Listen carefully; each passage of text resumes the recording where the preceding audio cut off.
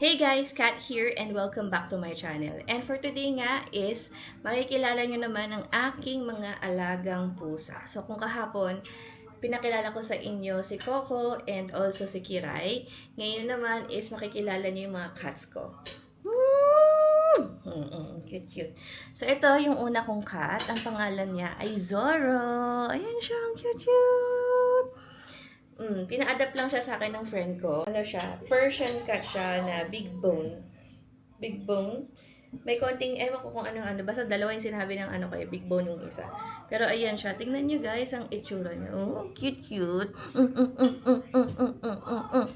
Actually, I'm more of a dog person talaga dati pa. Pero kasi si Jowa kasi is mahilig siya sa cats.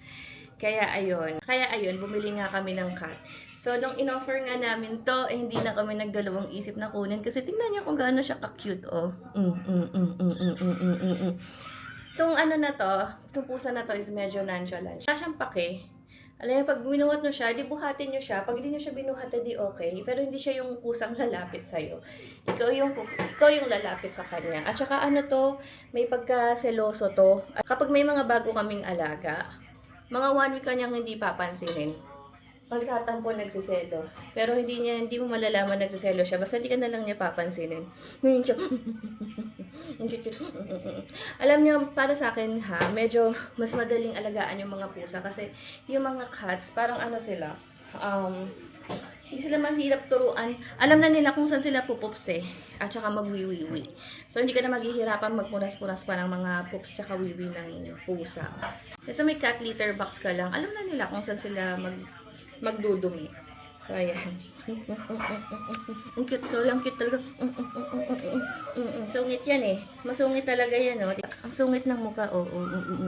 Ito nga ay lalaki. And si Zoro ay, ano na siya, 1-year-old mahigit. Pero ang laki-laki na, no? Ganyan yung kalaki. Laki-laki. Ang laking pusa. Ayan siya. Dila siya. Galit siya sa akin ngayon eh. Hindi niya ako masyadong pinapansin kasi si Kiray nga, yung bago naming dumating dito sa bahay. As in, ang hirap niya pakainin ngayon. Nagtatampo. Ang hirap pakainin. Pag nakikita niya pag nakikita niya si Kiray, bigla na lang siyang tumatakbo. Kaya yan. Ngayon ko lang ito nakarga ng ganyan. Tapos kapag ito si Zoro, kapag nanghihingi siya ng pagkain, ang ginagawa niya is kakagatin niya yung mga paa namin. No? Mahilig mga agat ng paa yan. Paghihingi lang po the baby. Bait yan. Kahit ikis-kis mo yan, hindi ka kakagatin yan. Yan lang siya, oo. Pwede mo siyang ipet ng ipet. Masungit siya in a way na hindi ka niya papansinin. Pero kapag buhat-buhat mo naman siya, ayan, nagpapapet naman siya. Kahit unlimited na pag ganyan, okay lang sa kanya. Wala lang. Ayan. Ayan nga si Zuriroy. Hello! Cute ko!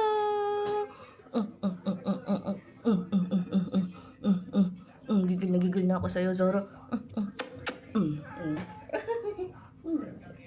Tapos, ito naman si Nami! Ayan, baby girl ko naman to si Nami. Medyo madungis lang yung mukha ngayon. Oh, hindi ko pa nalilinisan yung mukha. Ayan siya. Si Nami ay 5 months na.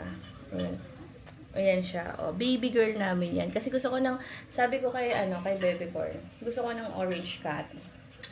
So, yung friend niya, ang usapan nila kapag nagkaroon ng orange cat na babae is i-adapt din niya. So, di naman siya pure na orange cat. May mga white siya. Pero baby girl namin yun. Oh. Ito naman si Nami is malambing naman tong namin na to. Bigla-biglang umaakit sa kama yan para magpalambing, no? Yan, no? Persian cat niyan. Saka ang mahirap lang dito kay Nami. Si Zoro kasi hindi siya nanginginain ng pagkain sa lamesa. Eto, matigas ang mukha, oh. Takaw yan. Kala mo lang kapayat-payat niyan, pero ang takaw niyan, oh, sobrang takaw niyan pusa na yan. Ganon din, pwede mo din siyang ipet anytime. Hindi din siya nananakit, hindi siya nangangagat, hindi siya nangangalmot. Ewan ko, baka ganon talaga mga Persian cat, no? Mabait talaga sila kapag hinahawakan, di sila Dila lang yan, oh. No, nakakagigil yung mga pusa, no? Si Nami ay, ganun din. Litter trained na din siya, kaya hindi na din ako nahirapan sa kanya magpunas-punas ng mga etchas tsaka wiwi niya dyan. Ayan. Nung unang dumating to sa akin, medyo payat to, kaya, ayan, medyo okay naman siya. Ang nakakatuwa dito kay Nami, ano siya, magugulatin. Alam mo yung konting ganun mo lang sa kanya. Magugulat siya, kaya wag mo siyang gugulatin. Kasi, yan yung part na makakalmot ka niya kapag nagulat siya. Kaya wag mo siyang gugulatin. Alam mo yung pag nakatalikod siya, tapos bigla mo ginanon yung ano niya, yung buntot niya, kaya pwede niya magugulat siya agad. Ayan, si Nami. Kung gano'n ko itong namitot ko. Namitot. Ayan ang namitot ko. Ayan ang Nami, oh. Nami! Madungis lang yung mukha, hindi pa nalilinis yung mukha. Ayan ang aking mga cats.